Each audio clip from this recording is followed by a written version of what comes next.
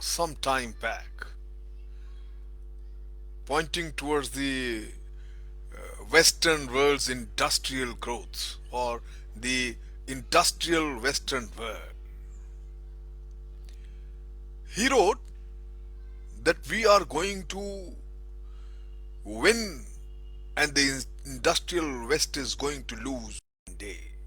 And once I saw the Karakoram highway on YouTube, it is mind boggling, and to me it appeared that this, whosoever you wrote this, it has come true. My friend, there is nothing you can do. He further writes that there is nothing you can do about it, because the reasons for your future failure are within yourself. Your failures are built on the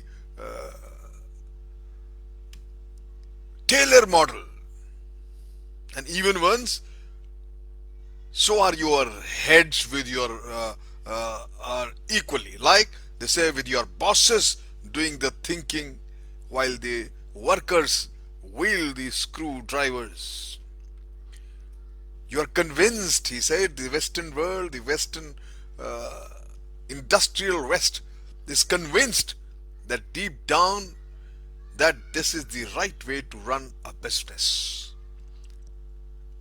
And then, to my mind, the question comes of managers and leaders. Somebody plans it, somebody works it. Managers and leaders, are they different?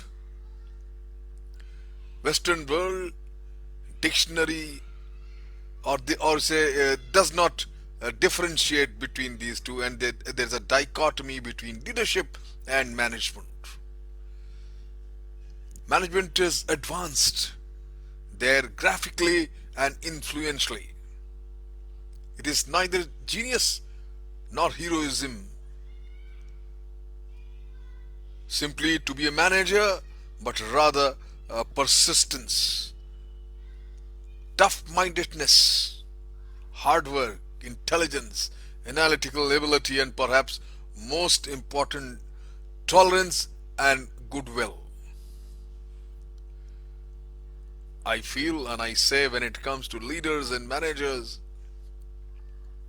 that any organization, efficient organization, it needs both leaders and managers in one person. Any organization, any institution will stand by this philosophy. It is easy, my friend, easy enough to discuss this dilemma by saying that there is a need for people who can be both. Just as a managerial culture differs from the entrepreneurship culture that develops when leaders appears in organizations.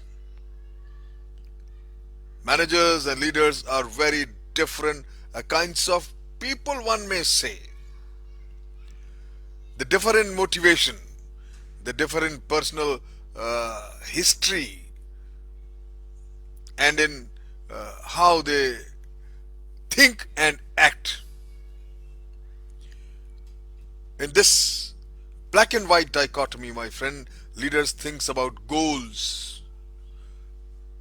They are acting rather than reacting, shaping ideas rather than responding to them. Whereas managers, by contrast, aims to shift the balance of power towards solutions acceptable as compromises. Managers act to limit choices, and leaders develop fresh approaches.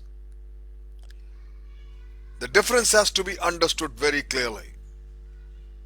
The controversy about the essential differences between leadership and management would fuel 1,000 conferences. In fact, I feel it has proved to be a wild goose chase For it beggars the question as to whether or not there is an essential difference between a leader and a manager. It was the failure to think clearly enough about leadership that initially give rise to the confusion. One from which there are few signs that the academics are just beginning to emerge. The road has left them thinking or propound a philosophy, training for leadership. I'm convinced that there can be a possibility. If you understand the basics of leadership, you will discover that the manager and leadership qualities can be inculcated by the same person. Tomorrow, I will discuss how discovering the generic role of leader before I proceed further. Thank you very much.